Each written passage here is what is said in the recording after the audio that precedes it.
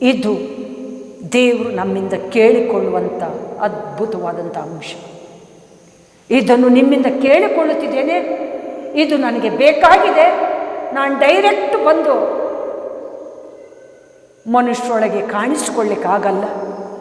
ಗಾಳಿಯನ್ನು ಹೇಗೆ ಕಾಣಲ್ವೋ ಹಾಗೆ ನಾನು ದೂರದಲ್ಲಿದ್ದರೂ ನಿಮ್ಮ ಪಕ್ಕದಲ್ಲಿದ್ದೇನೆ ಎನ್ನುವಂಥ ಅನುಭವ ಆತ್ಮಿಕವಾಗಿ ನಿಮಗೆ ಆಗಿರೋದ್ರಿಂದ ಪೂರ್ಣ ಪ್ರಾಣದಿಂದ ನನ್ನನ್ನು ಪ್ರೀತಿಸಿರಿ, ಪೂರ್ಣ ಪ್ರಾಣದಿಂದ ನನ್ನ ಆಜ್ಞೆಗಳನ್ನು ಕೈಕೊಂಡು ನಡೆಯಿರಿ, ಪೂರ್ಣ ಪ್ರಾಣದಿಂದ ನನ್ನನ್ನು ಸೇವಿಸುತ್ತಾ ಪೂರ್ಣ ಪ್ರಾಣದಿಂದ ನನ್ನ ಸೇವೆ ಮಾಡಿರಿ. ಇದನ್ನು ನಮ್ಮಿಂದ ದೇವರು ಕೇಳಿಕೊಳ್ಳುತ್ತಿದ್ದಾರೆ ಎಂದು ಧರ್ಮೋಪದೇಶ ಕಾಂಡ 10:12-13 ವಚನ ಹೇಳ್ತಿದೆ. ಹಾಗೆ ಧರ್ಮೋಪದೇಶ ಕಾಂಡ 14:23 ವಚನ ನೋಡುವಾಗ, ನೀವು ಕೆಲವದನ್ನು ಅಭ್ಯಾಸ ಮಾಡಿಕೊಳ್ಳಬೇಕು. ಯಾವುದನ್ನು ಅಭ್ಯಾಸ ಮಾಡಿಕೊಳ್ಳಿ? ಧರ್ಮೋಪದೇಶ ಕಾಂಡ 6:7 ವಚನ ಹೇಳುತ್ತಿದೆ, ಒಳ್ಳೆಯದನ್ನು, ದೇವರ ಆಜ್ಞೆಗಳನ್ನು, ತಂದೆ ತಾಯಿಗಳಿಗೆ ವಿಧೇಯರಾಗುವುದನ್ನು, ಭಯಭಕ್ತಿ ತೋರಿಸುವುದನ್ನು ನಿಮ್ಮ ಮಕ್ಕಳಿಗೆ ಹೇಳಿಕೊಡ್ರಿ. ಹಾಗೆ ದಶಮಾಂಶ ಕೊಡುವುದನ್ನು, ಬೆಳೆಯ ಪ್ರಥಮ ಫಲ ಕೊಡುವುದನ್ನು ಮತ್ತು ಅನೇಕ ನನ್ನ ಆಜ್ಞೆಗಳನ್ನು ಪಾಲಿಸುವುದನ್ನು ನೀವು ಅಭ್ಯಾಸ ಮಾಡಿಕೊಳ್ಳ್ರಿ. ಚಿಂತೆ ಮಾಡುವುದನ್ನು ಬಿಟ್ಟು ಬಿಡುವುದನ್ನು ಕಲಿಯಿರಿ. ಮನಸ್ಸಿನಲ್ಲಿ ಬರುವಂಥ ಕೆಟ್ಟ ಆಲೋಚನೆಗಳನ್ನು ಸುಟ್ಟು ಭಸ್ಮ ಮಾಡುವುದನ್ನು ಕಲಿಯಿರಿ. ಇದನ್ನು ಚಿಂತೆ ಮಾಡುವುದನ್ನು, ಕೆಟ್ಟ ಆಲೋಚನೆ ಮಾಡುವುದನ್ನು, ಲೋಕ ರೀತಿಯಲ್ಲಿ ಸಾಗುವುದನ್ನು, ಶರೀರದ ಆಶೆ ದುರಾಶೆಗಳಿಗೆ ಒಳಗಾಗುವುದನ್ನು ಬಿಟ್ಟು ಬಿಡ್ರಿ. ಬಿಟ್ಟು ಬಿಡಲಿಕ್ಕೆ ಕಲಿಯಿರಿ, ಅಭ್ಯಾಸ ಮಾಡಿಕೊಳ್ಳ್ರಿ. ಹಾಗೆ ನನ್ನ ಆಜ್ಞೆಗಳು ಯಾವುದಾದ್ರು ತಂದೆ ತಾಯಿಗಳಿಗೆ ವಿಧೇಯರಾಗ್ರಿ. ತಂದೆ ತಾಯಿಗಳನ್ನು ದೇವರ ಸ್ಥಾನದಲ್ಲಿಟ್ಟು ಘನಪಡಿಸ್ರಿ. ವೃದ್ಧರನ್ನು ದೇವರ ಸ್ಥಾನದಲ್ಲಿಟ್ಟುಕೊಂಡು ಘನಪಡಿಸ್ರಿ, ಗೌರವಿಸ್ರಿ. ಒಳ್ಳೆಯದನ್ನು ಮಾಡ್ರಿ, ಕರುಣೆ ತೋರಿಸ್ರಿ, ಕೆಟ್ಟದನ್ನು ಆಲೋಚಿಸಬೇಡ್ರಿ, ಕಣ್ಣೆತ್ತಿ ನೋಡಬೇಡ್ರಿ, ನಾಲಿಗೆಯಿಂದ ಕೆಟ್ಟದನ್ನು ನುಡಿಬೇಡ್ರಿ. ನಿಮ್ಮ ತುಟಿಗಳನ್ನು ದೇವರ ಮಹಿಮೆಗೋಸ್ಕರ, ದೇವರ ಘನವುಳ್ಳ ನಾಮವನ್ನು ಪ್ರಕಟಿಸೋದಕ್ಕೋಸ್ಕರ ಉಪಯೋಗಿಸ್ಕೊಳ್ರಿ. ಇದನ್ನು ಕಲೀರಿ, ಇದನ್ನು ಅಭ್ಯಾಸ ಮಾಡ್ರಿ. ಧರ್ಮೋಪದೇಶ ಕಾಂಡ 14:23 ವಚನದಲ್ಲಿ ನಮಗೆ ಈ ರೀತಿಯಲ್ಲಿ ಭಯಭಕ್ತಿಯ ವಿಷಯದಲ್ಲಿ ದೇವರು ತೋರ್ಪಡಿಸ್ತಿದ್ದಾರೆ. ಹಾಗೆ 1 ಸಮುವೇಲ 12:14 ವಚನ, ದೇವರ ಮಾತುಗಳನ್ನು ಕೇಳಿ ಭಯಭಕ್ತಿಯಿಂದ ದೇವರನ್ನು ಸೇವಿಸಿರಿ. ಸತ್ಯವೇದದಲ್ಲಿರುವ ಭಯಭಕ್ತಿಯ ವಿಷಯಗಳನ್ನು ನಾವು ಧ್ಯಾನಿಸುವಾಗ, ಒಂದನೇದಾಗಿ ಕರ್ತನಲ್ಲೇ ಭಯಭಕ್ತಿ ಉಳ್ಳವರಾಗಿರಿ, ಧರ್ಮೋಪದೇಶ ಕಾಂಡ 6:13. ಎರಡನೇದಾಗಿ ಧರ್ಮೋಪದೇಶ ಕಾಂಡ 10:12-13 ವಚನ, ಪೂರ್ಣ ಪ್ರಾಣದಿಂದ ದೇವರನ್ನು ಪ್ರೀತಿಸಿರಿ, ಪೂರ್ಣ ಪ್ರಾಣದಿಂದ ದೇವರ ಸೇವೆ ಮಾಡಿ, ಪೂರ್ಣ ಪ್ರಾಣದಿಂದ ಕರ್ತನ ಆಜ್ಞೆಗಳನ್ನು ಕೈಕೊಂಡು ನಡೆಯಿರಿ. ಮೂರನೇದಾಗಿ ನಾವು ನೋಡುವಾಗ, ಕೆಲವುದನ್ನು ಅಭ್ಯಾಸ ಮಾಡಿಕೊಳ್ಳ್ರಿ. ಧರ್ಮೋಪದೇಶ ಕಾಂಡ 14:23 ವಚನ, ಯಾವುದನ್ನು? ದಶಮಾಂಶ ಕೊಡುವುದನ್ನು, ಬೆಳೆಯ ಪ್ರಥಮ ಫಲ ಕೊಡುವುದನ್ನು, ತಂದೆ ತಾಯಿಗಳನ್ನು ಸನ್ಮಾನಿಸುವುದನ್ನು, ವೃದ್ಧರನ್ನು ಸನ್ಮಾನಿಸುವುದನ್ನು, ಒಳ್ಳೆಯದನ್ನು ಮಾಡುವುದನ್ನು, ಕರುಣೆ ತೋರಿಸುವುದನ್ನು, ಕೆಟ್ಟದನ್ನು ಹಗೆ ಮಾಡುವುದನ್ನು, ಕೆಟ್ಟವರನ್ನು ದೇವರ ಬಳಿಗೆ ಸನ್ಮಾರ್ಗಕ್ಕೆ ತರುವುದನ್ನು ಅಭ್ಯಾಸ ಮಾಡಿಕೊಳ್ಳ್ರಿ. ಯಾವುದಕ್ಕೂ ಚಿಂತೆ ಮಾಡದೆ, ಕ್ಷುಲ್ಲಕ ವಿಷಯಗಳಿಗೆ ನಿಮ್ಮನ್ನು ನೀವು ಕಿರಿಕಿರಿ ಮಾಡಿಕೊಳ್ಳದೆ, ದೇವರನ್ನು ಗುರಿ ಮಾಡಿಕೊಂಡು ದೇವರಿಗೋಸ್ಕರ ಜೀವಿಸ್ರಿ. ಇದನ್ನು ಅಭ್ಯಾಸ ಮಾಡಿಕೊಳ್ಳ್ರಿ. 4ನೇದಾಗಿ ನೋಡೋ 1 ಸಮುವೇಲ 12:14 ವಚನ, ದೇವರ ಮಾತುಗಳನ್ನು ಕೇಳ್ರಿ, ದೇವರನ್ನು ಭಯಭಕ್ತಿಯಿಂದ ಸೇವಿಸ್ರಿ. ದೇವರ ಮಾತುಗಳೆಲ್ಲ ದೇವರ ಆಜ್ಞಾ ವಿಧಿಗಳೇ. ಅದನ್ನು ಓದಿದ ಪ್ರಕಾರ ನಾವು ಕ್ರಿಯೆಯಲ್ಲಿ ಪಾಲಿಸಿದರೆ ನಿಜವಾಗಲೂ ದೇವರಿಗೆ ಭಯಭಕ್ತಿ ಉಳ್ಳವರಾಗಿರುವವರು ದೇವರನ್ನು ಅನುದಿನ ನಾವು ಸೇವಿಸುವರು. ನಡುಗುತ್ತಾ ನನ್ನನ್ನು ಸೇವಿಸಿರಿ, ನನ್ನಲ್ಲಿ ಉಲ್ಲಾಸ ಪಡ್ರಿ ಎಂಬುದಾಗಿ ಈಗಾಗಲೇ ಕೀರ್ತನೆ 2:11-12 ವಚನದಲ್ಲಿ ನಾವು ನೋಡಿದೆವು. ಭಯಭಕ್ತಿಯಿಂದ ನಡುಗುತ್ತಾ ದೇವರನ್ನು ಸೇವಿಸಬೇಕಂತೆ, ದೇವರ ಮಾತುಗಳನ್ನು ಕೇಳಬೇಕಂತೆ. ಇದು ಸತ್ಯವೇದದಲ್ಲಿರುವ ಭಯಭಕ್ತಿಯ ಸತ್ಯಾಂಶ. ಹಾಗೆ 1 ಸಮುವೇಲ 12:24 ವಚನ ನೋಡ್ರಿ. ದೇವರ ಭಯದಿಂದ ಆತನ ಮಹತ್ ಕಾರ್ಯಗಳನ್ನು ಸ್ಮರಿಸಿಕೊಳ್ಳ್ರಿ. ದೇವರ ಭಯದಿಂದ ಆತನ ಮಹತ್ ಕಾರ್ಯಗಳನ್ನು ಸ್ಮರಿಸಿಕೊಳ್ಳ್ರಿ. 1 ಸಮುವೇಲ 12:24 ವಚನ. ಪೂರ್ಣ ಪ್ರಾಣದಿಂದ, ಪೂರ್ಣ ಸತ್ಯದಿಂದ, ಪೂರ್ಣ ಶಕ್ತಿಯಿಂದ ದೇವರನ್ನು ಸ್ಮರಿಸುವಾಗ ನಮ್ಮ ಜೀವಿತದಲ್ಲಿ ದೇವರು ಮಹತ್ ಕಾರ್ಯಗಳನ್ನೇ ಮಾಡ್ತಾರೆ. ಅದರಲ್ಲೂ ವಿಶೇಷವಾಗಿ ದೀನತ್ವದಿಂದ, ತಗ್ಗಿದ ಹೃದಯದಿಂದ ದೇವರ ಮಾತುಗಳ ಪ್ರಕಾರ ನಾವು ಜೀವಿಸಿದ್ದೇ ಆದರೆ ದೇವರು ನಮ್ಮ ಮನಸ್ಸಿನೊಳಗೆ ಇರುವಂಥ ಎಲ್ಲ ಬಯಕೆಗಳನ್ನು, ಇಷ್ಟಾರ್ಥವನ್ನು ನೆರವೇರಿಸ್ತಾರೆ. ನಮ್ಮ ಜೀವಿತದಲ್ಲಿ ಅನೇಕ ಅದ್ಭುತಗಳಾಗಿದೆ. ಸೃಷ್ಟಿಯಲ್ಲಿ ಅನೇಕ ವಿಸ್ಮಯ ಕಾರ್ಯಗಳಾಗ್ತಿದೆ. ಸೃಷ್ಟಿಯಲ್ಲಿ ವಿಸ್ಮಯ ಕಾರ್ಯ ಆಗುವುದು ನಾವು ಭಯಭಕ್ತಿ ಉಳ್ಳವರಾಗಿರಬೇಕೆಂದು. ಅನೇಕರಿಗೆ ಅನೇಕ ಥರದ ಗಂಡಾಂತರಗಳಾಗ್ತಿದೆ. ಅಷ್ಟು ಸುಲಭದಲ್ಲಿ ದೇವ ಮಕ್ಕಳಾದಂಥ ನಮಗೆ ಗಂಡಾಂತರಗಳು ಹತ್ರ ಬರಲ್ಲ, ಪಾಪಗಳು ಹತ್ರ ಬರಲ್ಲ, ಕೇಡುಗಳು ಹತ್ರ ಬರಲ್ಲ. ಲೋಕವನ್ನು ನೋಡುವಾಗ, ಗಂಡಾಂತರಗಳಾಗುವಾಗ ನಾವು ಆ ವಿಷಯದಲ್ಲಿ ಬಿಡಿಸಲ್ಪಟ್ಟವರು, ಬಿಡುಗಡೆ ಹೊಂದಿದವರು ಎಂಬುದಾಗಿ ಮತ್ತೆ ಮತ್ತೆ ನಾವು ದೇವರ ಸಾನ್ನಿಧ್ಯಕ್ಕೆ ಹೋಗಿ ಇನ್ನೂ ಭಕ್ತಿಯಲ್ಲಿ ವೃದ್ಧಿ ಆಗ್ತಾ ಇದ್ದೇವೆ. ಲೋಕವನ್ನು ನೋಡುವಾಗ ಭಯಭಕ್ತಿಯಿಂದ ಲೋಕಕ್ಕೋಸ್ಕರ ಪ್ರಾರ್ಥಿಸ್ತಿದ್ದೇವೆ. ಆ ಜವಾಬ್ದಾರಿಯನ್ನು ದಾಹದಿಂದ ಹೊತ್ತುಕೊಳ್ತಿದ್ದೇವೆ. ದೇವರು ನಮಗೆ ಈ ವಿಷಯದಲ್ಲಿ ಸಹಾಯ ಮಾಡ್ತಿದ್ದಾರೆ. ಹಾಗೆ ದೇವರು ನಮಗೆ ಹೇಳುವಂಥ ಮಾತು, ಭಯಭಕ್ತಿಯಿಂದ ನಾನು ನಿಮ್ಮ ಜೀವಿತದಲ್ಲಿ ಮಾಡಿದ ಮಹತ್ ಕಾರ್ಯಗಳನ್ನು ಸ್ಮರಿಸಿಕೊಳ್ಳ್ರಿ. 1 2 ದೇವರು ನಮಗೆ ಮಾಡಿದಂಥ ಮಹತ್ ಕಾರ್ಯಗಳು. ಹೆಜ್ಜೆ ಹೆಜ್ಜೆಗೂ ದೇವರು ಮಹತ್ ಕಾರ್ಯಗಳನ್ನೇ ಮಾಡ್ತಾ ಬಂದರು. ಸಹಾಯವನ್ನು ಮಾಡ್ತಾನೇ ಬಂದರು, ಉಪಕಾರವನ್ನು ಮಾಡ್ತಾನೇ ಬಂದರು, ನಮ್ಮ ಇಷ್ಟಾರ್ಥವನ್ನು ನೆರವೇರಿಸ್ತಾನೇ ಬಂದರು. ದೇವರ ಸಾನ್ನಿಧ್ಯವನ್ನು ಪ್ರವೇಶಿಸುವಂಥ ಮಹಾಭಾಗ್ಯ ಕೊಟ್ಟರು. ದೇವರನ್ನು ಹುಡುಕುವಂಥ ಕೃಪೆ ಕೊಟ್ಟರು. ದೇವರಲ್ಲಿರುವಾಗ ವಿಶೇಷವಾದ ಸ್ಥೈರ್ಯ ನಮ್ಮನ್ನು ನಾವು ದೇವರಿಗೆ ಪದೇ ಪದೇ ಒಪ್ಪಿಸುವಂಥದ್ದು, ದೇವರ ಸಮ್ಮುಖದಲ್ಲಿ ಆನಂದಿಸುವಂಥ ಕೃಪೆ ಕೊಟ್ಟರು. ಇವೆಲ್ಲ ನಮ್ಮ ಜೀವಿತದಲ್ಲಿ ನೂತನವಾದ ಮೇಲೆ ದೇವರು ಕೊಟ್ಟಿರುವಂಥ ಮಹತ್ ಕಾರ್ಯಗಳೇ, ಉಪಕಾರಗಳೇ. ಇದನ್ನು ನಾವು ಪದೇ ಪದೇ ಸ್ಮರಿಸಬೇಕು. ನಮಗೆ ಬೇಗನೆ ಶೋಧನೆಗಳು, ಹೋರಾಟಗಳು, ಕಷ್ಟಗಳು ಬಂದರೆ ಹಿಂದೆ ಮಾಡಿದ ಮಹತ್ ಕಾರ್ಯಗಳು, ಉಪಕಾರಗಳನ್ನು ಸ್ಮರಿಸಿದ್ದೇ ಆದರೆ ಮುಂದೆ ಬರುವಂಥ ಶೋಧನೆ, ಹೋರಾಟದಲ್ಲೂ ನಾವು ಸುಲಭದಲ್ಲಿ ಜಯಿಸ್ತೇವೆ. ಅದನ್ನು ಸಂತೋಷವಾಗಿ ಸ್ವೀಕರಿಸ್ತೇವೆ ಮತ್ತು ದೇವರಿಗೆ ಮಹಿಮೆಯಾಗಿ ದೇವರಿಂದ ಉತ್ತರವನ್ನು, ಜಯವನ್ನು ಹೊಂದುತ್ತೇವೆ. ಇದು ನಮ್ಮ ವಿಷಯದಲ್ಲಿ ದೇವರು ಮಾಡಿರುವಂಥ ಮಹತ್ ಕಾರ್ಯ. ಇವೆಲ್ಲವನ್ನು ಭಯಭಕ್ತಿಯಿಂದ ನೀವು ಸ್ಮರಿಸಿರಿ ಎಂಬುದಾಗಿ ದೇವರ ವಾಕ್ಯ ಹೇಳ್ತಿದೆ.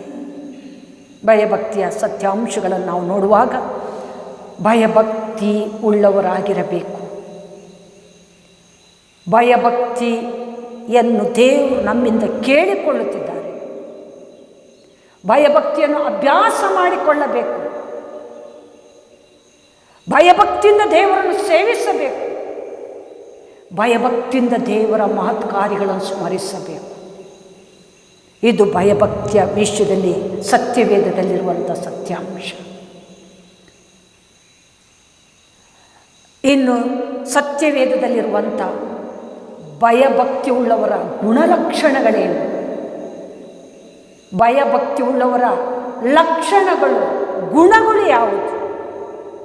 ಭಯಭಕ್ತಿ ಉಳ್ಳವರು ಯಾಜಕಕಾಂಡ 19, ಯಾಜಕಕಾಂಡ 19:32 ವಚನ ನೋಡುವಾಗ, ಭಯಭಕ್ತಿ ಉಳ್ಳವರು ವೃದ್ಧರನ್ನು ಪ್ರೀತಿಸ್ತಾರೆ, ಗೌರವಿಸ್ತಾರೆ, ಅವರ ಸೇವೆ ಮಾಡೋದ್ರಲ್ಲಿ ಮುಂದೆ ಸ್ಟೆಪ್ ಇಡ್ತಾರೆ.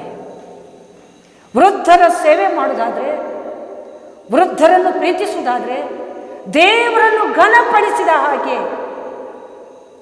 ಇದು ಭಯಭಕ್ತಿ ಉಳ್ಳವರ ಲಕ್ಷಣ ಎಂಬುದಾಗಿ ಯಾಜಕಕಾಂಡ 19:32 ವಚನ ಹೇಳ್ತಿದೆ. ಯಾಜಕಕಾಂಡ 25:17 ವಚನದಲ್ಲಿ, ನೀವು ಯಾರಿಗೂ ಅನ್ಯಾಯ ಮಾಡದವರಾಗಿ ಜೀವಿಸಿರಿ. ಯಾರಿಗೂ ನಮ್ಮ ಜೀವಿತದಲ್ಲಿ ಅನ್ಯಾಯ ಮಾಡಬಾರ್ದಂತೆ. ಒಂದು ವೇಳೆ ಬೇರೆಯವರು ಅಥವಾ ನಮಗೆ ವಿರೋಧವಾಗಿ ಬರುವವರು ನಮಗೆ ಅನ್ಯಾಯ ಮಾಡಿದ್ರೂ ನಾವು ದೇವರನ್ನು ಅರ್ಥದ್ರಿಂದ, ದೇವರನ್ನು ಸ್ವೀಕಾರ ಮಾಡಿದ್ರಿಂದ, ದೇವರನ್ನು ತಿಳಿದ್ರಿಂದ, ದೇವರಲ್ಲಿ ಇರುವುದರಿಂದ, ದೇವರು ನಮ್ಮಲ್ಲಿ ನೆಲೆಗೊಂಡಿರುವುದರಿಂದ, ದೇವರು ನಮ್ಮನ್ನು ಆರಿಸಿರುವುದರಿಂದ, ದೇವರು ನಮ್ಮನ್ನು ಪ್ರತ್ಯೇಕಿಸಿರುವುದರಿಂದ, ದೇವರು ನಮ್ಮನ್ನು ಕರುಣಿಸಿರುವುದರಿಂದ, ದೇವರು ತನ್ನ ಕೃಪೆ ಕಟಾಕ್ಷಕ್ಕೆ ಗುರಿ ಮಾಡಿದ್ರಿಂದ, ದೇವರು ನಮ್ಮನ್ನು ಅತ್ಯಧಿಕವಾಗಿ ಶಾಶ್ವತ ಪ್ರೇಮದಿಂದ ಪ್ರೀತಿಸುವುದರಿಂದ, ನಾವು ದೇವರ ಸ್ವರೂಪವನ್ನು ಹೊಂದಿರುವುದರಿಂದ, ದೇವರು ಪ್ರೀತಿ ಸ್ವರೂಪಿ, ದೇವರಲ್ಲಿ ಯಾವ ಕಲ್ಮಶ ಇಲ್ಲ, ದೇವರು ಅನ್ಯಾಯ ಮಾಡುವವರಲ್ಲ.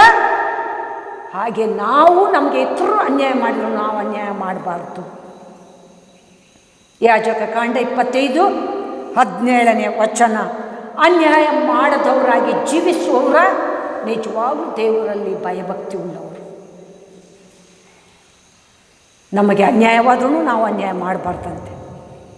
ಅವರಿಗೆ ಒಳ್ಳೆಯದನ್ನೇ ಮಾಡಿ, ಸ್ವಾಮಿ ಗೊತ್ತಿಲ್ಲದೆ ತಪ್ಪು ಮಾಡ್ತಿದ್ದಾರೆ, ನಮ್ಮನ್ನು ಕ್ಷಮಿಸಿ ನಿನ್ನ ಸಮಕ್ಷಮದಲ್ಲಿ ನಿಲ್ಲಿಸಿ ಯೋಗ್ಯರನ್ನಾಗಿ ಪರಿಶುದ್ಧರನ್ನಾಗಿ ಮಾಡಿದ ಮೇಲೆ ಅವರನ್ನೂ ಮಾಡು, ಅವರಿಗೋಸ್ಕರ ನಾವು ಸಹಿಸ್ತೀವಿ, ಅವ್ರು ನಮಗೆ ತಪ್ಪು ಮಾಡಿದ್ರೂ ಸಹಿಸ್ತೀವಿ, ಅವರಿಗೋಸ್ಕರ ಪ್ರಾರ್ಥಿಸ್ತೀವಿ, ನಿನ್ನ ಪ್ರಕಾರ ನಾವು ಅವರನ್ನು ಪ್ರೀತಿಸ್ತೇವೆ, ನಮಗೆ ನೀನು ಸಹಾಯ ಮಾಡಿ ಎಂಬುದಾಗಿ ಪ್ರಾರ್ಥನೆಯಲ್ಲಿ ನಮಗೆ ಅನ್ಯಾಯ ಯಾರಾದರೂ ಮಾಡಿದರೆ ಅವರ ವಿಷಯದಲ್ಲಿ ದೇವರಿಗೆ ಒಪ್ಪಿಸಬೇಕು ಹೊರತು ಅವರು ಮಾಡಿದಾಗೆ ಮುಯಿಗೆ ಮುಯಿ ನಾವು ತೀರಿಸಿ ದೇವರಿಗೆ ಕೋಪ ಎಬ್ಬಿಸೋದು ಅಲ್ಲ. ಅವರು ಅನ್ಯಾಯ ಮಾಡಿದರೆ ಅವರಿಗೆ ಕ್ಷಮೆ ಇದೆ, ನಮಗೆ ಕ್ಷಮೆ ಇಲ್ಲ. ಯಾಕೆ? ನಾವು ದೇವರನ್ನು ತಿಳಿದಿದ್ದೇವೆ, ದೇವರಲ್ಲಿ ಜೀವಿಸ್ತಿದ್ದೇವೆ. ಹಾಗಾಗಿ ನಾವು ಅನ್ಯಾಯ ಮಾಡಬಾರ್ದು, ನಾವು ಸಹಿಸಿಕೊಳ್ಬೇಕು. ಯಾಜಕಕಾಂಡ 19:14 ವಚನದಲ್ಲಿ, ಆಗಿನ ಹಳೆ ಒಡಂಬಡಿಕೆಯಲ್ಲಿ ಅನೇಕರು ಕುರುಡರಿಗೆ ಎಡವು ಬೀಳಿ ಅಂತ ಕಲ್ಲುಗಳನ್ನು ಅಡ್ಡ ಇಡ್ತಿದ್ರಂತೆ, ಅಥವಾ ಬಲಹೀನರಿಗೆ, ವೃದ್ಧರಿಗೆ, ಕೈಯಲ್ಲಿ ಆಗದವರಿಗೆ ಅನ್ಯಾಯ ಮಾಡ್ತಿದ್ರಂತೆ. ದೇವರು ಹೇಳ್ತಿದ್ದಾರೆ, ಬಲ ಇಲ್ಲದವರಿಗೆ ನಾನೇ ಬಲವಾದ ಸಾಧಕ, ಕುರುಡರಿಗೆ ನಾನೇ ದಾರಿ ತೋರಿಸ್ತಿದ್ದೇನೆ, ವೃದ್ಧರಿಗೆ ನಾನೇ ಸಹಿಸುವ ಶಕ್ತಿ ಕೊಟ್ಟು ಮೇಲನ್ನೇ ಅನುಗ್ರಹಿಸ್ತೀನಿ. ಅವರು ಭಯಭಕ್ತಿ ಉಳ್ಳವರಾಗಿರೋದಾದರೆ ಕಡೇ ತನಕನೂ ನಾನು ಅವರನ್ನು ನರೆ ಬಂದಾಗಲೂ ಹಣ್ಣನ್ನು ಮುದುಕರಾದಾಗಲೂ ನಾನು ಸಂರಕ್ಷಿಸ್ತೇನೆ. ಭಯಭಕ್ತಿ ಒಂದು ವೇಳೆ ಇಲ್ಲದೆ ದುರಾಶೆಗಳಿಂದ ತುಂಬಲ್ಪಟ್ಟದ್ದಾದರೆ, ನನ್ನ ಮಾತುಗಳಿಗೆ ಕಿವಿ ಕೊಡದೆ ಅವರ ಸ್ವೇಚ್ಛಾನುಸಾರವಾಗಿ, ಅವರ ಇಷ್ಟಾನುಸಾರವಾಗಿ, ಅವರ ಬುದ್ಧಿ ಅವರಿಗೆ ಸರಿ ಎಂಬುವಂಥ ರೀತಿಯಲ್ಲಿ ಬದುಕಿದ್ದೆ ಆದರೆ ನಾನು ಅವರಿಗೆ ಯಾವ ರೀತಿಯಲ್ಲಿ ನಡೆಸಬೇಕು ನನಗೆ ತಿಳಿದಿದೆ. ಅವರಿಗಿಂತ ನಾನು ಜ್ಞಾನ ಸಂಪನ್ನನು, ನಾನು ಜ್ಞಾನದಲ್ಲಿ ಸಂಪೂರ್ಣನು. ಆದ್ದರಿಂದ ನೀವು ಅವರ ವಿಷಯದಲ್ಲಿ ಚಿಂತಿಸಬೇಡಿ, ನಾನು ಚಿಂತಿಸ್ತೇನೆ.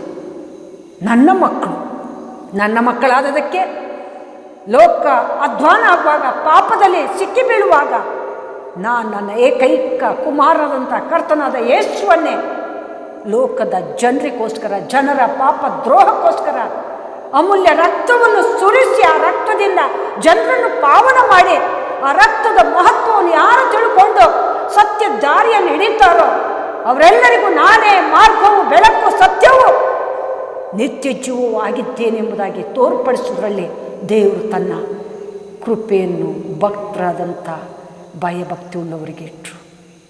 ಅದರಲ್ಲಿ ನಾವುಗಳು ಸೇರಿದವರು ಪ್ರಿಯರೇ. ನಾವು ಆತನ ಸಂತತಿ, ಆತನ ಜನಾಂಗ, ಆತನ ಮಕ್ಕಳು, ದೇವಲೋಕದ ಸ್ವಾಸ್ಥ್ಯ ಆಸ್ತಿ.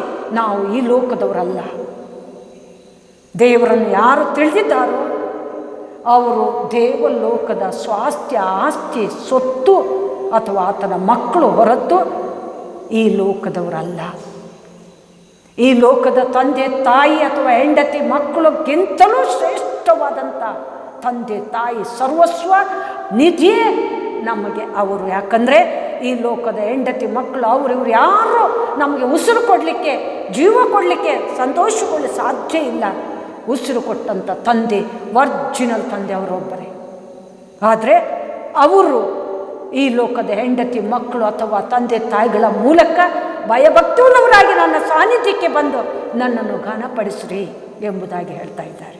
ಅದನ್ನು ನಾವು ಕ್ರಿಯಾ ಜೀವಿತದಲ್ಲಿ ಮಾಡಿ ದೇವರನ್ನು ಸಂತೋಷಪಡಿಸೋ ಮೂಲಕ ನಮ್ಮ ಆಶೀರ್ವಾದವನ್ನು ನಾವು ಹೊಂದಬೇಕು. ನಮ್ಮ ಆಶೀರ್ವಾದ ಅಷ್ಟು ಸುಲಭದಲ್ಲಿ ನಮ್ಮ ಹತ್ರ ಬರುವಂಥದ್ದಲ್ಲ. ದೇವರೊಂದು ಕಡೆ ಹೇಳಿದ್ದಾರೆ, ನಿಮಗೆ ನಿದ್ರೆಯಲ್ಲೂ ನಾನು ಊಟ ಕೊಡುತ್ತೇನೆ ಎಂಬುದಾಗಿ. ಇನ್ನೊಂದು ಕಡೆ ಹೇಳಿದ್ದಾರೆ, ಕಷ್ಟಪಟ್ಟು ನೀವು ದುಡಿದು ಮೇಲಕ್ಕೆ ಬರಬೇಕಾಗಿಲ್ಲ. ನಿಮ್ಮಲ್ಲಿರುವ ಒಳ್ಳೆತನ, ನಿಮ್ಮಲ್ಲಿರುವ ನೀತಿ, ನಿಮ್ಮಲ್ಲಿರುವ ನಿಜವಾದಂಥ ಶ್ರಮೆ, ಸೋಂಬೇರಿ ಇಲ್ಲದ ಜೀವಿತವನ್ನು ನೋಡಿ ನಾನು ನಿಮಗೆ ಉನ್ನತವಾದದ್ದನ್ನೇ ಅನುಗ್ರಹಿಸ್ತೀನಿ. ಅದು ನಾನು ನಿಮಗೆ ಕೊಟ್ಟಿರುವ ಗಿಫ್ಟ್. ಆದ್ದರಿಂದ ಕಷ್ಟಪಟ್ಟು ನೀವು ದುಡಿಬೇಡ್ರಿ. ಕಷ್ಟಪಟ್ಟು ದುಡಿದದ್ದೆಲ್ಲ ಇದುವರೆಗೆ ನಿಮ್ಮಲ್ಲಿ ನಿಂತಿದ ನೋಡ್ರಿ.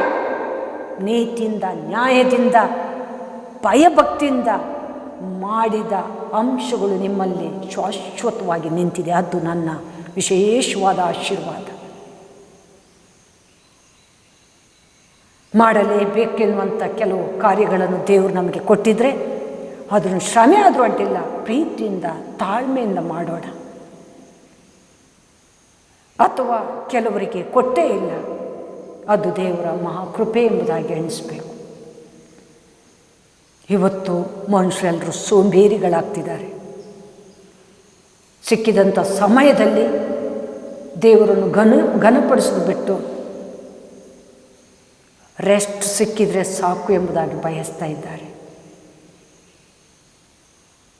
ಅಂಥ ಜೀವಿತದಲ್ಲಿ ದೇವರು ಸಂತೋಷ ಪಡುವರಲ್ಲ. ಇನ್ನು ಕೆಲವರು ನಮಗೆ ಜೀವನದುದ್ದಕ್ಕೂ ಕಷ್ಟನೇನಾ ಎಂಬುದಾಗಿ ಚಿಂತಿಸ್ತಿದ್ದಾರೆ. ನಿಮ್ಮ ವಿಷಯದಲ್ಲಿ ಕಷ್ಟಪಡಬೇಕೆಂಬುದಾಗಿ ಜೀವನದುದ್ದಕ್ಕೂ ದೈವಚಿತ್ತ ಇಲ್ಲ. ನಿಮ್ಮ ವಿಷಯದಲ್ಲಿ ನೀತಿ ನ್ಯಾಯ ಎಲ್ಲಿದೆ ಎಂಬುದಾಗಿ ದೇವರು ಹುಡುಕುವಾಗ ಅದು ನಿಮ್ಮ ವಿಷಯದಲ್ಲಿ ಹೆಚ್ಚಾಗಿದ್ದರೆ ನೀವು ಕಷ್ಟಪಡುವವರಲ್ಲ. ನಾನು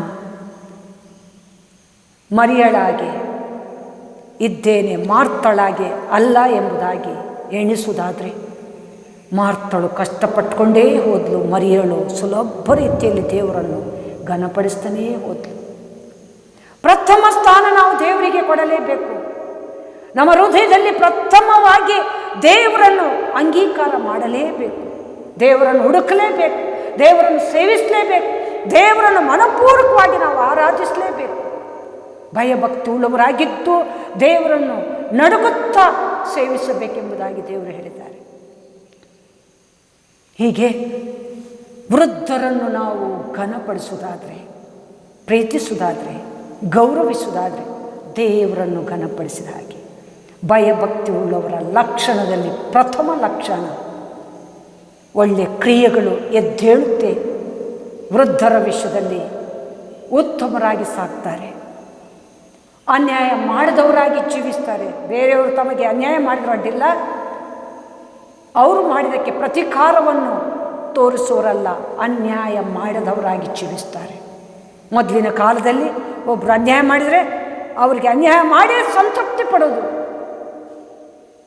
ಸ್ವಾಮಿ ತನ್ನ ಜೀವವನ್ನೇ ನಮಗೋಸ್ಕರ ಸಮರ್ಪಣೆ ಮಾಡಿದ ಮೇಲೆ ಯಜ್ಞಾರ್ಪಣೆ ಸ್ಟಾಪ್ ಆಯಿತು. ಸಮರ್ಪಣೆ, ಒಳ್ಳೆತನ, ನೀತಿ, ನ್ಯಾಯ, ಸತ್ಯತೆ, ಜೀವವುಳ್ಳ ಧರ್ಮ ಎದ್ದೇಳಿತು.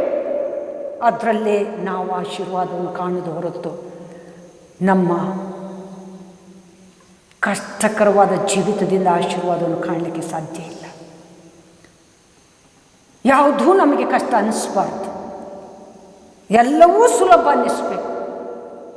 ನಾನು ಕೆಲವು ಸಂದರ್ಭದಲ್ಲಿ ಸಮಯ ಇಲ್ಲದಿದ್ದರೆ ಅಥವಾ ದೇವರಿಗೋಸ್ಕರ ಸಮಯವನ್ನು ಕೊಡದಿದ್ದರೆ ಮನಸ್ಸು, ದೇಹ ಬಹಳ ಕಿರಿಕಿರಿ ಆಗುತ್ತೆ.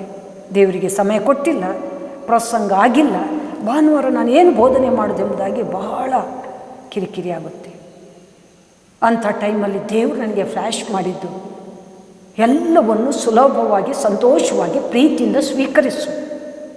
ಆಗ ನಿನಗೆ ವಿಶೇಷವಾದ ಜ್ಞಾನೋದಯ ಆಗೋದು. ನಿನ್ನ ಕಿರಿಕಿರಿಯನ್ನು ಫಸ್ಟ್ ತೆಗೆದು ಬಿಸಾಕು. ನೀನು ನಿನ್ನನ್ನು ಕೂಲ್ ಮಾಡ್ಕೊ, ಸಮಾಧಾನ ಮಾಡ್ಕೊ, ತಾಳ್ಮೆ ತಗೋ. ಆಗ ನೋಡು ನಿನ್ನ ಹೃದಯ, ನಿನ್ನ ಮನಸ್ಸು ಎಷ್ಟು ಕಳಕಳಿಯಿಂದ, ಆನಂದದಿಂದ, ಜ್ಞಾನದಿಂದ ತುಂಬಲ್ಪಡುತ್ತೆ. ನಿನಗೇ ಸಮಾಧಾನ ಆಗುತ್ತೆ. ಇದನ್ನು ನೀನು ಅಭ್ಯಾಸ ಮಾಡಿಕೊ. ಎಂಬುದಾಗಿ ಸಿಕ್ಕಿತ್ತು. ಅದನ್ನು ನಾನು ಕಾಪಾಡಿಕೊಂಡೆ. ಇವತ್ತು ನನಗೆ ಪ್ರತಿದಿನ ಅಲ್ಪ ಸ್ವಲ್ಪ ಟೈಮ್ ನಾನು ದೇವರ ವಾಕ್ಯದಲ್ಲಿ, ದೇವರಲ್ಲಿ ಕಾಲ ಕಳಿತೀನಿ. ಮುಂಜಾನೆ ಉದಯದಲ್ಲಿ ದೇವರ ಪ್ರಸನ್ನತೆಯಲ್ಲಿ ಆನಂದಿಸ್ತೀನಿ. ಇನ್ನು ಶನಿವಾರ ಬಂತಂದರೆ, ಶುಕ್ರವಾರ ಶನಿವಾರ ಬಂತಂದರೆ ದೇವರ ವಾಕ್ಯವನ್ನು ಮೆಲುಕು ಹಾಕ್ತಾ ಇರ್ತೇನೆ. ಅದು ನಿಜವಾಗ್ಲೂ ನನಗೆ ಸಮಾಧಾನವಾಗಿ, ಪ್ರೀತಿಯಾಗಿ, ಜ್ಞಾನೋದಯವಾಗಿ, ಪ್ರಸಂಗಕ್ಕೆ ಉಪಯುಕ್ತವಾಗಿ, ಅನೇಕರ ರಕ್ಷಣೆಗೆ ಲಾಭಕರವಾಗಿ ದೇವರ ಸೇವೆ ಮಾಡುವಂಥ ಮಹಾಭಾಗ್ಯಕ್ಕೆ ನಡೆಸಲ್ಪಡುತ್ತೆ. ನಾವುಗಳು ಅಷ್ಟೇ, ಯಾವುದೇ ಒಂದು ಕೆಲಸ ಕಾರ್ಯ ಮಾಡಿದ್ರು ಪ್ರೀತಿಯಿಂದ, ಸಮಾಧಾನವಾಗಿ, ಅದರಿಂದ ಲಾಭ ಬರುತ್ತೋ ಬಿಡುತ್ತೋ ನಮಗೆ ಬೇಕಾಗಿಲ್ಲ. ಸರ್ವಿಸ್, ಸಮರ್ಪಣೆ, ಸೇವೆ ಇರಲಿ. ಅದನ್ನು ನಾವು ಮಾಡುವಾಗ ದೇವರದಕ್ಕೆ ಮೆಚ್ಚುತ್ತಾರೆ. ಅದಕ್ಕೆ ದೇವರು ಹೇಳಿದ್ದಾರೆ, ಅಂದಿನ ದಿನಗಳಲ್ಲಿ ಕುರುಡರಿಗೆ ಎಡವಿಳ್ಳಿ ಅಂತ ಅನ್ಯಾಯ ಮಾಡುತ್ತಾ ಕಲ್ಲನ್ನಿಟ್ಟರು. ಈಗಿನ ದಿನಗಳಲ್ಲಿ ಕೃಪೆ ಕಾಲ ಆದದ್ರಿಂದ ಅನ್ಯಾಯ ಮಾಡಿದವರಾಗಿ ಜೀವಿಸ್ರಿ. ಎಲ್ಲಿ ತನಕ ಅಂದರೆ, ನಾನು ನನ್ನನ್ನು ತಿವಿದವರಿಗೂ ದೇವರ ಹತ್ರ ಬೇಡಿದೆ, ಸ್ವಾಮಿ ಇವರು ಏನು ಮಾಡ್ತಾರೆ ಇವರು ಗೊತ್ತಿಲ್ಲ, ಕ್ಷಮಿಸು ಎಂಬುದಾಗಿ. ಹಾಗೆ ನೀವು ಕ್ಷಮಿಸುತ್ತಾ ಸಾಗ್ರಿ ಎಂಬುದಾಗಿ ದೇವರ ವಾಕ್ಯ ಹೇಳ್ತಿದೆ ಹೊಸ ಒಡಂಬಡಿಕೆಯಲ್ಲಿ. ಹಾಗೆ ಬಡವರಿಂದ ಬಡ್ಡಿಯನ್ನು ತೆಗೆದುಕೊಳ್ಳಬೇಡ್ರಿ. ಯಾಜಕಕಾಂಡ 25:36ನೇ ವಚನ. ಬಡವರಿಂದ ಬಡ್ಡಿ ಬಿಡ್ರಿ, ಬಡವರಿಗೆ ಬಡ್ಡಿ ತೆಗೆದುಕೊಳ್ಳಬೇಡ್ರಿ ಎಂಬುದಾಗಿ ದೇವರ ವಾಕ್ಯ ಒಂದು ಕಡೆ ಹೇಳಿದೆ. ಇನ್ನೊಂದು ಕಡೆ ಬಡ್ಡಿಯಿಂದ ಜೀವನ ಮಾಡಲೇಬೇಡ್ರಿ. ಇವತ್ತು ಬಡ್ಡಿಯಿಂದ ಜೀವನ ಮಾಡುವವರು ಸರ್ವನಾಶ ಆಗಿದ್ದಾರೆ. ಇದ್ದದನ್ನೆಲ್ಲ ಕಳ್ಕೊಂಡಿದ್ದಾರೆ. ದೇವರ ಜೀವವುಳ್ಳ ಆಜ್ಞೆ ಅಥವಾ ಅದ್ಭುತವಾದ ಸತ್ಯ, ಬಡ್ಡಿಯಿಂದ ನಾವು ಜೀವನ ಮಾಡಲೇಬಾರದು.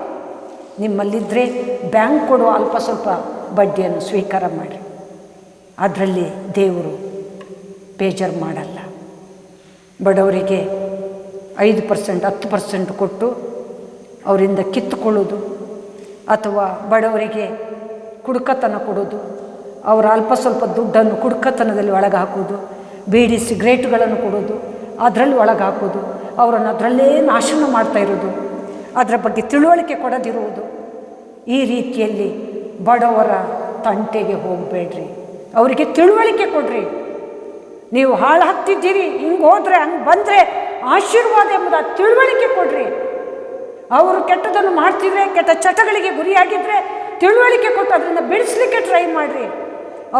ಅವರಿಂದ ಯಾವುದೇ ಕಾರಣಕ್ಕೂ ಬಡ್ಡಿ ಬಾಚಿಗಳನ್ನು ತೆಗೆದುಕೊಳ್ಳಬೇಡ್ರಿ. ಇವೆಲ್ಲ ನಮ್ಮಲ್ಲಿದೆಯೋ ನಮ್ಮನ್ನು ನಾವು ಪರಿಶೋಧಿಸಿಕೊಳ್ಳೋಣ. ನಮ್ಮಲ್ಲಿ ಇಲ್ಲದಿದ್ದರೆ ನಾವು ಭಾಗ್ಯವಂತರು. ದೇವರ ಕೃಪೆಯ ನಿಮಿತ್ತ ನಾವು ಧನ್ಯರೇ. ನಮ್ಮಲ್ಲಿದ್ದಂತಾದರೆ ಇದನ್ನು ನಾವು ಬಿಟ್ಟು ಬಿಡಲೇಬೇಕು. ದೇವರ ವಾಕ್ಯ ಸ್ಪಷ್ಟವಾಗಿ ಯಾಜಕಕಾಂಡ 25:36ರಲ್ಲಿ ಬಡವರಿಂದ ನೀವು ಬಡ್ಡಿ ಬಾಚುಗಳನ್ನು ತೆಗೆದುಕೊಳ್ಳಬೇಡ್ರಿ, ಬಡ್ಡಿಯಿಂದ ಜೀವನ ಮಾಡಲೇಬೇಡ್ರಿ. ಎಷ್ಟೋ ಜನ ಬಡ್ಡಿಗಳಿಗೆ ಕೊಟ್ಟು ಅಸುಳಿಲ್ಲದ ಹಾಗೆ ಫುಲ್ಲು ಸರ್ವನಾಶವಾಗಿದ್ದಾರೆ. ಇದು ದೈವ ನೇಮಕದ ಪ್ರಕಾರ ಶಿಕ್ಷೆ. ಯಾಕೆ ದೇವರು ನೇಮಕದ ಪ್ರಕಾರ ಶಿಕ್ಷೆ ಕೊಡೋದು? ಮತ್ತೆಂಥ ತಪ್ಪು ಮಾಡಬಾರ್ದು ಅಂತ. ಅದರೊಳಗೆ ಯಥಾರ್ಥರಿಗೆ, ಒಳ್ಳೆಯವರಿಗೆ ದೇವರು ಬೇಗನೆ ಶಿಕ್ಷೆ ಕೊಡ್ತಾರೆ. ಅಂಥ ತಪ್ಪಿಗೆ ನಾವು ಸ್ಟೆಪ್ ಹಾಕಬಾರ್ದು ಅಂತ. ಇದು ಯಾರು ಬಡ್ಡಿ ಬಾಚಿಗಳಿಂದ ಜೀವನ ಮಾಡಿದೆ ಆ ವಿಷಯದಲ್ಲಿ ದೇವರಿಗೆ ಭಯಪಡುತ್ತಾ ಚೀಟಿ ಹಾಕಿಕೊಳ್ಳದ ಹಾಗೆ ಅಥವಾ ಬಡ್ಡಿಗೆ ಕೊಡದ ಹಾಗೆ ಭಯಭಕ್ತಿ ಉಳ್ಳವರಾಗಿರ್ತಾರೋ ಅವರು ನಿಜವಾಗಲೂ ದೇವರ ಭಯಭಕ್ತಿ ಉಳ್ಳ ಜನರು. ಹಾಗೆ ದೇವರ ವಿಧಿ ಆಜ್ಞೆಗಳಿಗೆ ಅಂಚಿಕೊಂಡು ಬದುಕೋನೇ ಭಯಭಕ್ತಿ ಉಳ್ಳವನು. ಕೀರ್ತನೆ 119:10ನೇ ವಚನ. ಕೀರ್ತನೆ 119:10ನೇ ವಚನ. ದೇವರ ಆಜ್ಞೆ ವಿಧಿಗಳಿಗೆ ಅಂಚಿಕೊಂಡವನೇ ಭಯಭಕ್ತಿ ಉಳ್ಳವನು. ಯೋಬ 1:1 ಕೆಟ್ಟದನ್ನು ನಿರಾಕರಿಸಿ ಯಥಾರ್ಥ ಚಿತ್ತನಾಗಿ ಸಾಗಿದ ಯೋಬ ತನ್ನ ಜೀವಿತಾವಧಿ ಎಲ್ಲ ನೀತಿವಂತನಾಗಿದ್ದ. ಫ್ರೆಂಡ್ಸ್ ಆತನನ್ನು ನೀತಿಯಿಂದ ಏನು ಲಾಭ ಎಂಬುದಾಗಿ ಕೇಳಿದ್ರೂ ಆತನು ತನ್ನ ನೀತಿಯನ್ನು ಬಿಟ್ಟಿಲ್ಲ. ದೇವರ ವಾಕ್ಯ ಹೇಳುತ್ತಿದೆ ಯೋಬ 1:1 ಯೋಬನು ಕೆಟ್ಟದನ್ನು ನಿರಾಕರಿಸಿ ಯಥಾರ್ಥ ಚಿತ್ತನಾಗಿ ಬದುಕಿದ.